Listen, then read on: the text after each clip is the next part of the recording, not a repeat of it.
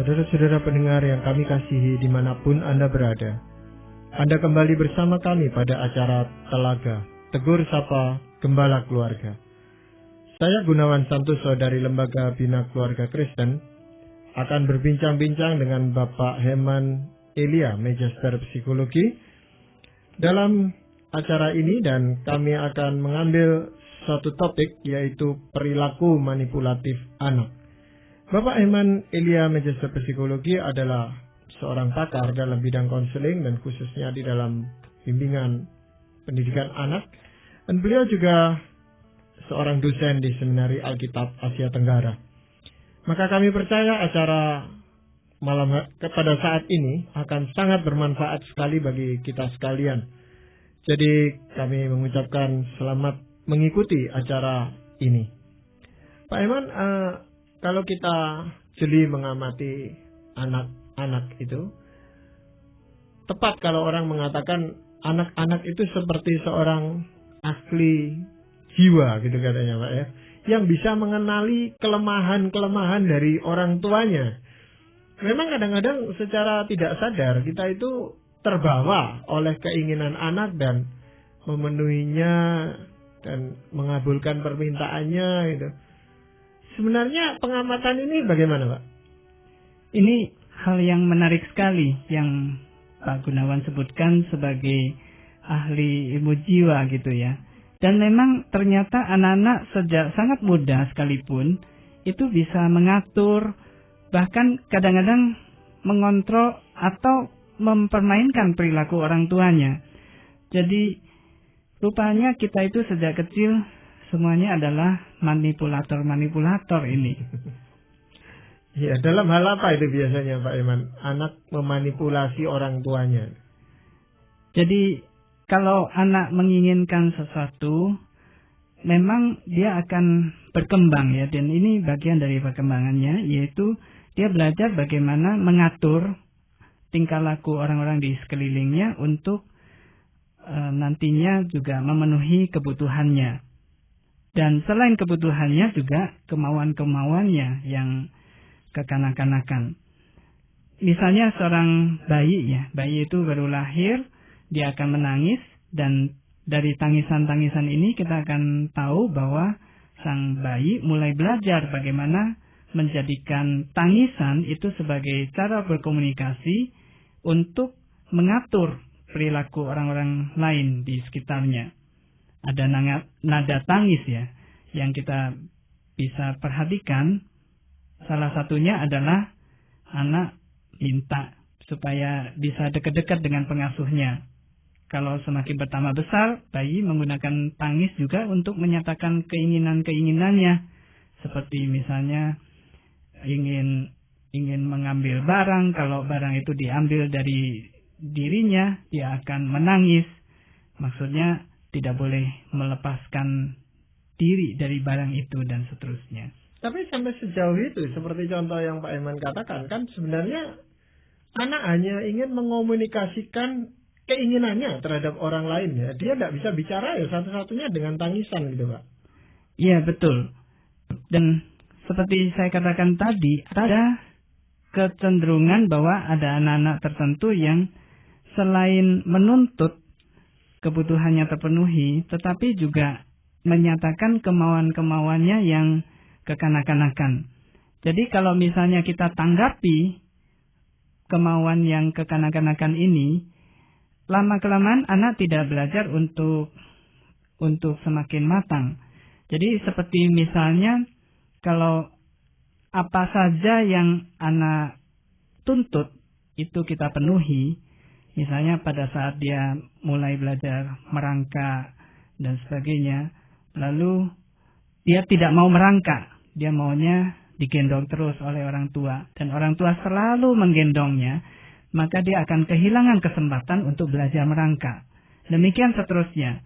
Jadi kalau misalnya kita terus-menerus memenuhi keinginan kekanak-kanakannya, kapanpun, maka kita akan menjadikan anak-anak kita menjadi orang yang manipulatif ataupun orang yang tidak bisa mandiri. Ya, kalau begitu kita harus lebih cermat mengamati sikap atau tingkah laku anak kita gitu Pak. Iya. Nah itu bagaimana caranya Pak? Kita harus membedakan mana sebetulnya yang kehendak yang kekanak-kanakan, mana yang sebetulnya keinginan dan kebutuhannya yang sah gitu, yang memang dia pada masa itu dia memerlukannya untuk kita penuhi. Jadi kalau kita lihat bahwa ini kemauannya, keinginannya yang kekanak-kanakan, kadang-kadang anak itu melakukan rengekan. Setelah merengek, anak akan melakukan ancaman-ancaman. Misalnya saja ancaman-ancaman dengan pembangkangan. Anak tidak mau tidur, tidak mau makan, memuntahkan makanan yang disuapkan padanya, tidak mau ke sekolah, sampai misalnya tingkah laku yang kelihatannya lebih halus. Misalnya ketika anak sudah bisa berkomunikasi dengan secara verbal, mereka melemparkan kesalahan kepada adiknya, kakaknya, atau berpura manis ketika akan dihukum sehingga dia tidak jadi dihukum, dan sebagainya. Nah, ini perilaku-perilaku yang tidak matang, dan kalau ini bisa menundukkan orang tuanya, di dalam tanda kutip, orang tuanya masuk di dalam pola permainan ini, maka anak akan mengembangkan pola-pola ini lebih lanjut. Biasanya kan memang kita orang tua tidak mau terlalu repot gitu Pak. Ya sudahlah, dituruti, kali ini saja dituruti gitu. Tapi itu berulang kali gitu loh terusan Pak. Keterusan jadinya. Betul Pak Gunawan. Biasanya perilaku anak sekali dituruti, padahal itu perilaku yang manipulatif, maka itu akan cenderung berulang. Karena ada suatu hukum perilaku yang mengatakan demikian. Perilaku yang mendatangkan hasil yang menyenangkan atau yang diinginkan akan cenderung diulang.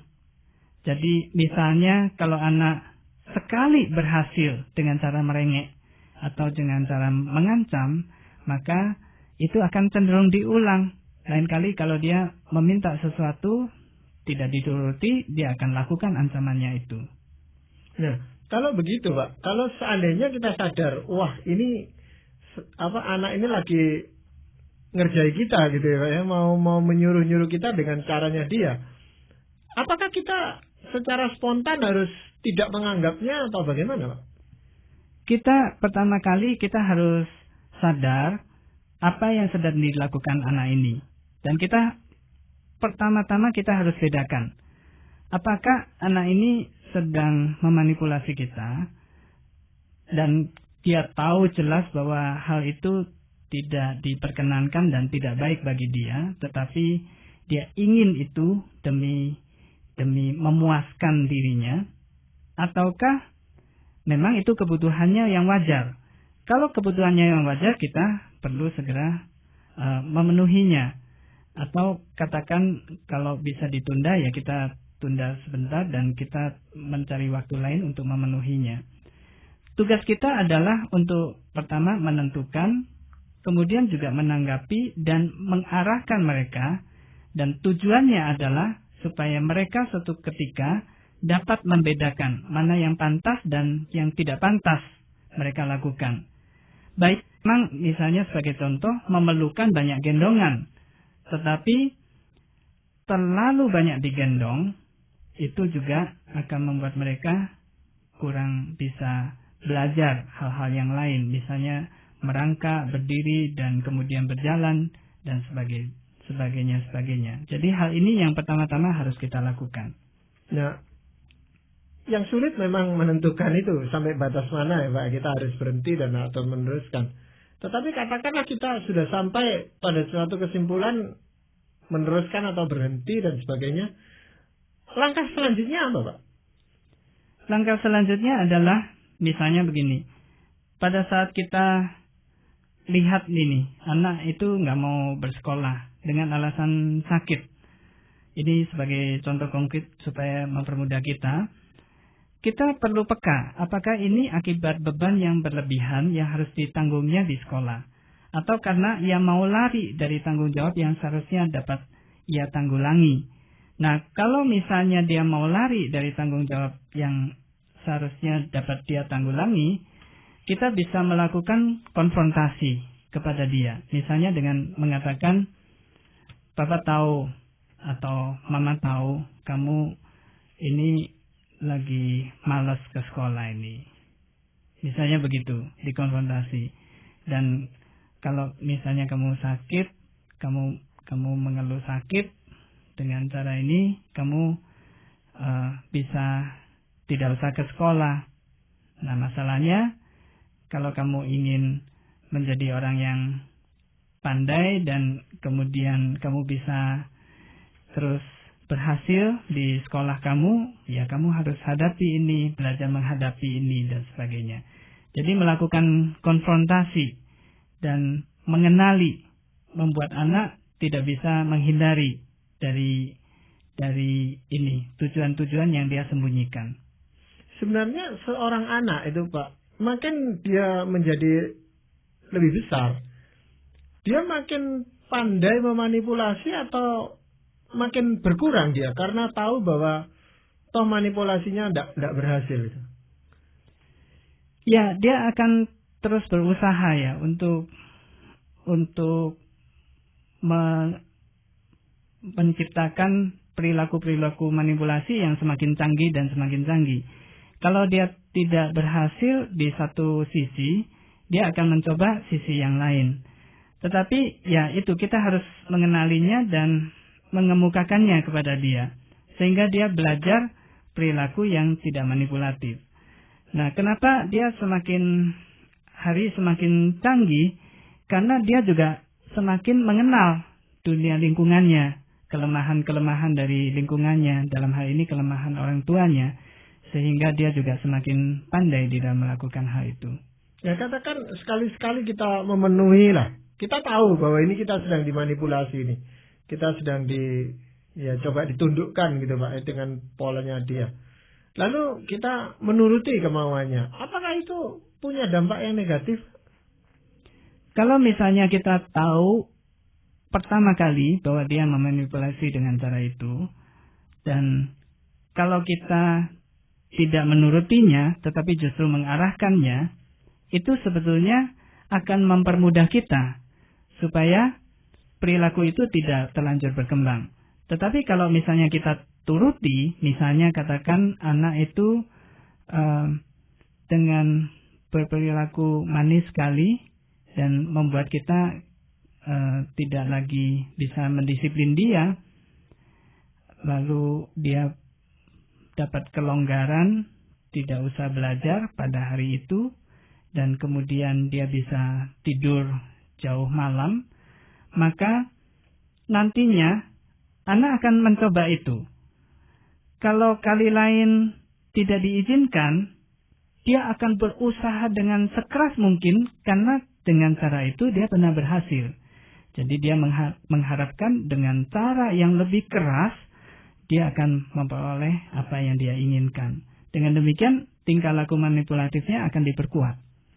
Iya.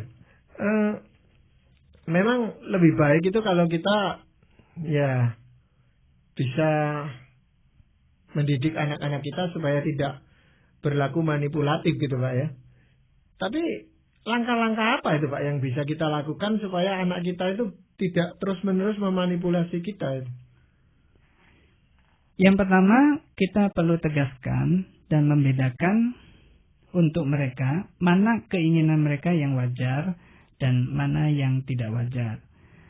Janganlah semua-semuanya kita tolak permintaan mereka, tetapi kita perlu bedakan kedua hal itu. Kalau permintaan mereka wajar dan kira-kira itu mempunyai dampak positif, kenapa tidak kita berikan? Sehingga anak bukannya menjadi takut untuk meminta kepada kita. Tetapi sebaliknya, kalau keinginan anak itu tidak wajar, kita ajarkan kepada mereka.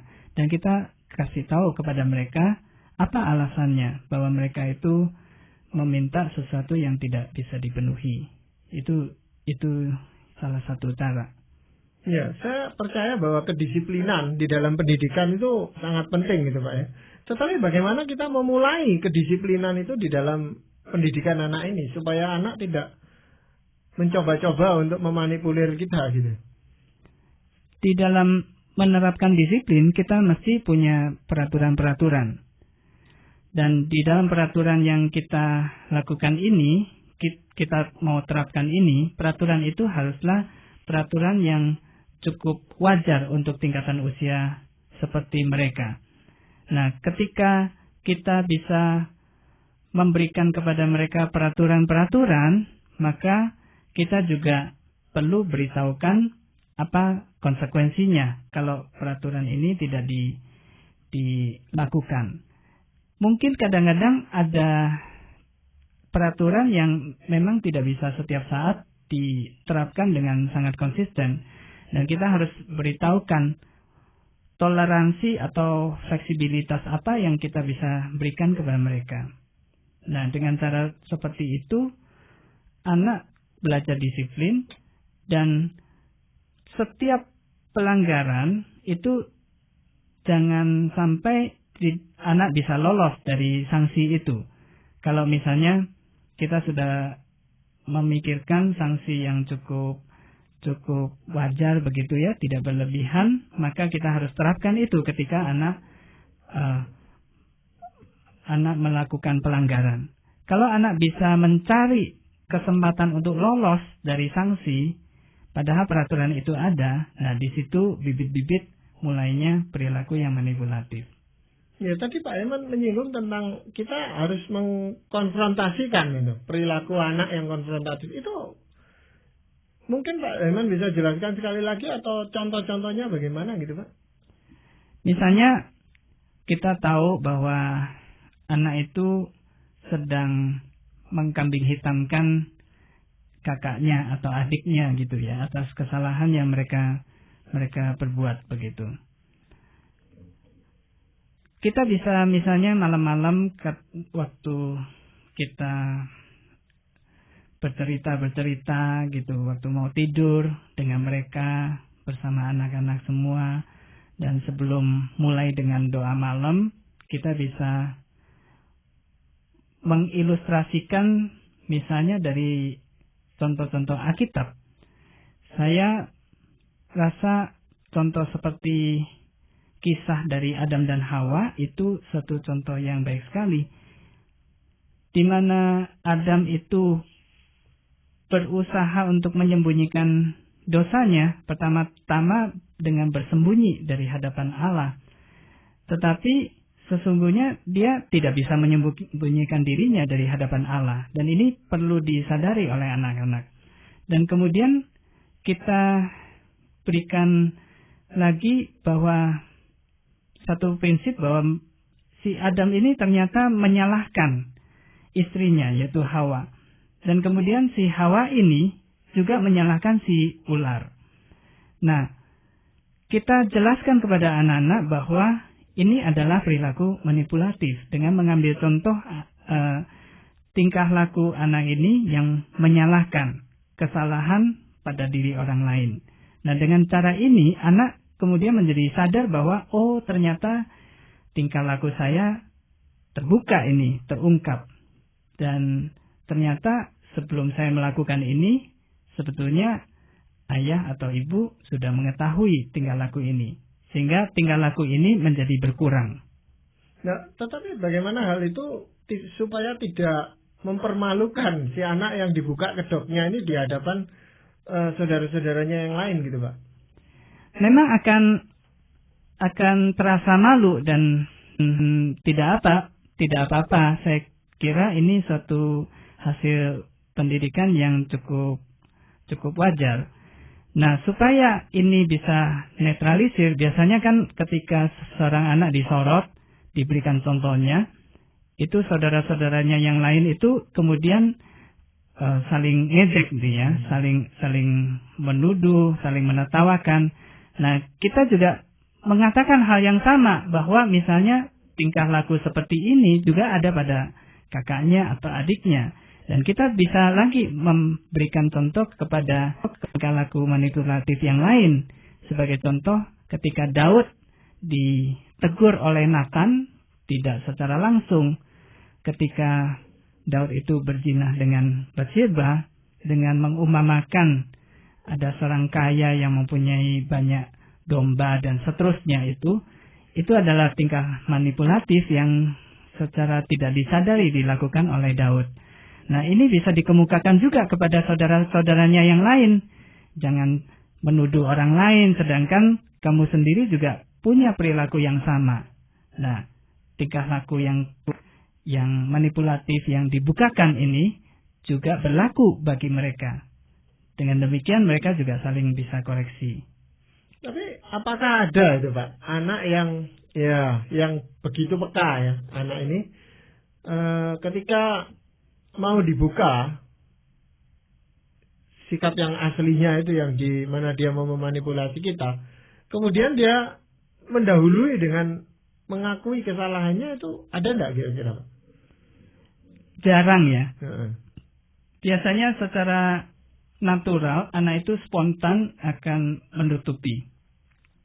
Nah, di dalam kondisi seperti ini sangat penting bagi orang tua untuk menciptakan suasana yang tidak saling menyalahkan, justru saling memaafkan. Kadang-kadang orang tua bisa mengambil sikapnya sendiri yang pernah mohon meminta maaf kepada anaknya ketika orang tua secara tidak sengaja melakukan kesalahan terhadap anaknya. Jadi misalnya kita bisa katakan bahwa ya memang susah ya bagi seseorang untuk mengakui kesalahannya. Papa sendiri pernah salah, nggak ada orang yang nggak pernah salah. Nah, Papa kan pernah minta maaf sama kamu. Jadi kalau kamu ada kesalahan, kamu juga perlu minta maaf. Dengan cara-cara seperti itu, anak menjadi belajar bagaimana tidak memanipulasi, menutupi kesalahannya, tetapi mengakuinya dan meminta maaf. Ya, mungkin perlu kita ciptakan hubungan dengan anak sedemikian rupa sehingga anak itu tidak takut-takut atau tidak ragu-ragu mengemukakan keinginan yang sebenarnya itu, Pak. Ya, itu betul sekali, Pak Gunawan. Jadi, memang ketika anak bisa mengemukakan dirinya secara langsung, tanpa menyuruh adiknya untuk meminta dan sebagainya, tidak lewat-lewat orang lain untuk minta, dan ketika anak itu mau minta sesuatu dan terus terang dengan permintaannya ini, kita harus hargai keterus terangannya ini, kejujurannya ini. Perkara dipenuhi atau tidak, kita juga perlu katakan kepada dia secara baik bahwa permintaan kamu ini belum bisa papa atau mama penuhi. Tetapi intinya adalah kejujuran, keterus-terangan, keberanian anak untuk meminta ini juga perlu dihargai.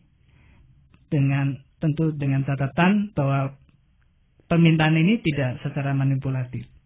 Iya. Bagaimana dengan tanggung jawab yang harus dipikul oleh anak itu, Pak? Ya, anak harus menanggung tanggung jawabnya sendiri. Anak harus, kalau misalnya salah, anak harus menerima konsekuensinya sendiri. Jadi di dalam hal ini misalnya anak berlambat-lambat ke sekolah dengan harapan bahwa nantinya dia tidak perlu masuk sekolah atau dia punya alasan kalau misalnya dia dapat ulangan jelek dan sebagainya. Nah, sekali-sekali ya biarkan aja dia terlambat dan memperoleh sanksi dari guru atas keterlambatannya ini. Kecenderungan orang tua yang perlu dihindarkan adalah jangan sampai orang tua lalu berusaha menyelamatkan anaknya dari konsekuensinya ini, konsekuensi atas kesalahan anaknya ini. Nah, sekali-sekali seperti itu. Ya, apakah itu tidak merugikan si anak ini di dalam pertumbuhan yang berikutnya? Saya kira setiap orang belajar dari akibatnya sendiri ya, akibat dari perbuatannya sendiri. Dan justru kalau dia mengalami hal-hal seperti ini, dia belajar menanggung resikonya sendiri, belajar menjadi lebih matang. Jadi memang harus ada keberanian dari sisi orang tuanya, Pak ya? Iya, betul. Iya. Dan dalam hal ini, Pak, apakah ada ayat firman Tuhan yang mengingatkan kita? Saya ingin bacakan dari Amsal Salomo pasal 24 ayat 13 sampai 14. Dan ini adalah ayat yang sebetulnya ditujukan kepada anak supaya anak itu bisa menerima didikan dari orang tuanya. Anakku, makanlah madu, sebab itu baik, dan tetesan madu manis untuk langit-langit mulutmu. Ketahuilah, demikian hikmat untuk jiwamu. Jika engkau mendapatnya, maka ada masa depan, dan harapanmu tidak akan hilang. Ya, semoga memang ada anak-anak yang sempat mendengar ayat ini dibacakan, tetapi paling tidak orang tua sebagai pendamping, sebagai pembimbing itu bisa mengingatkan anak-anaknya terhadap adanya ayat ini, Pak, ya. Karena dan memperoleh sekali. Betul, dan memperoleh keberanian untuk mendidik anak-anaknya. Iya, jadi ini akan memotivasi banyak orang tua yang mendengar siaran ini maupun anak-anak yang suka memanipulasi orang tuanya untuk diingatkan melalui kebenaran firman Tuhan ini. Jadi terima kasih sekali Pak Eman untuk perbincangan yang sangat menarik kali ini. Para pendengar sekalian, terima kasih Anda telah mengikuti perbincangan kami dengan Bapak Heman Elia, Magister Psikologi dalam acara Telaga bersama Gembala Keluarga. Kami baru saja berbincang-bincang tentang perilaku manipulatif anak.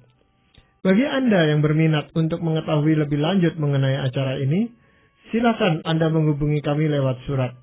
Alamatkan surat Anda ke Lembaga Bina Keluarga Kristen atau LBKK, Jalan Cimanuk 58, Malang.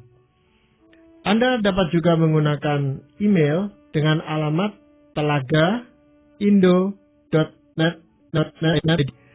Saran-saran, pertanyaan, serta tanggapan Anda sangat kami nantikan. Dan akhirnya dari studio kami mengucapkan terima kasih atas perhatian Anda. Dan sampai jumpa pada acara Telaga yang akan datang.